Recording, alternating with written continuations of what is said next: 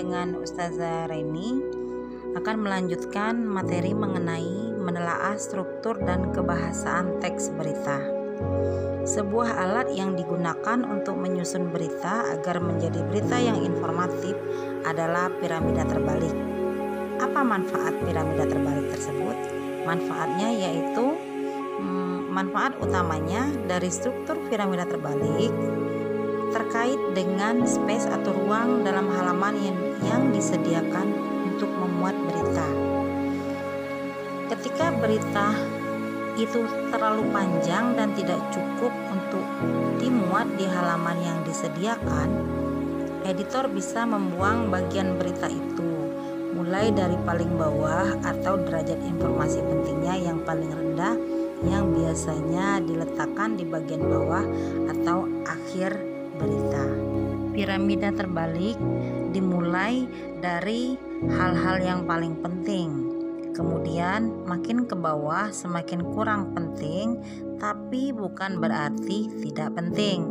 Kemudian yang ketiga, hal ini dimaksud untuk memberikan kemudahan kepada pembaca untuk langsung ke inti berita. Bagian paling penting disebut dengan lead, bagian penting disebut dengan body, kurang penting di bagian leg. Judul berita harus menggambarkan inti terpenting berita. Judul ditulis secara singkat, padat, dan menarik. Judul merupakan kata kunci yang mewakili keseluruhan isi berita. Judul harus dibuat semenarik mungkin hingga pembaca tertarik untuk membaca berita tersebut. Hal ini dikarenakan sebelum membaca pada isi berita, pembaca akan melihat judul berita terlebih dahulu. Pada dasarnya, judul berita mempunyai beberapa fungsi, yaitu 1. Menarik minat pembaca. 2. Mampu merangkum isi berita. 3. Melukiskan suasana berita. 4. Memudahkan pembaca. 5. Memberi identitas. Dan yang terakhir adalah untuk kepentingan surat kabar pada umumnya. Kemudian anak-anak, di bagian berikutnya yaitu adalah lead atau teras berita.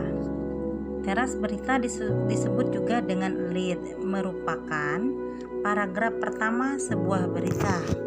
Lead merupakan bagian penting dan juga bagian tersulit dalam suatu berita yang memudahkan pembaca memahami bagian yang terpenting dari keseluruhan isi berita. Kemudian anak-anak yang Ustazah sayangi, ada beberapa pedoman dalam penulisan teras berita, yaitu sebagai berikut. Yang pertama, terdiri dari satu kalimat atau lebih, sebaiknya tidak lebih dari 3 kalimat. Kemudian yang kedua, terdiri dari 30 sampai 45 kata. Yang ketiga, mengandung inti terpenting dalam berita.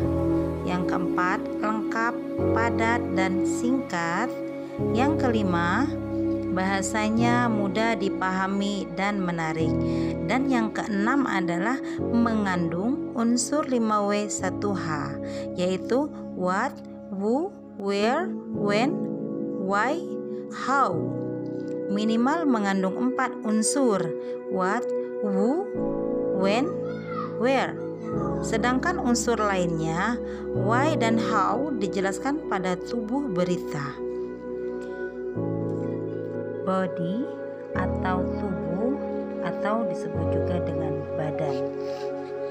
Pada tubuh berita, isi berita merupakan kelanjutan isi berita yang dapat memberitahukan secara lebih rinci tentang keseluruhan peristiwa yang diberitakan. Kemudian, tubuh berita memuat fakta atau informasi penambah atau pelengkap keterangan. Selanjutnya, pada badan berita biasanya memuat unsur bagaimana atau how dan mengapa atau why. Bagian ini akan lebih mudah karena hanya merupakan dan penjelasan dari teras berita. Kemudian pada bagian leg atau kaki, atau bisa juga disebut dengan ekor. Biasanya disebut juga ekor berita karena pada bagian ini berbagai data yang tidak terlalu penting ditempatkan. Misalnya daftar nama orang yang mengalami kecelakaan atau hal-hal lain yang jika dihilangkan editor tidak terlalu berpengaruh terhadap substansi atau pokok bahasan berita tersebut. Baiklah, itulah anak-anak materi yang Ustazah jelaskan tadi mengenai struktur berita. Berikutnya di halaman 14 dan halaman 15 di buku cetak yang telah kalian pegang itu terdapat 2 teks berita. Kemudian di halaman ke-16 ditemukan satu latihan yang nomor 2. Silahkan dikerjakan oleh anak-anak di rumah berdasarkan halaman 14 dan 15. Saya harapkan itu akan kalian bawa di pertemuan tatap muka berikutnya di sekolah. Untuk itu Ustazah ucapkan terima kasih. Jazakillah. Assalamualaikum warahmatullahi wabarakatuh.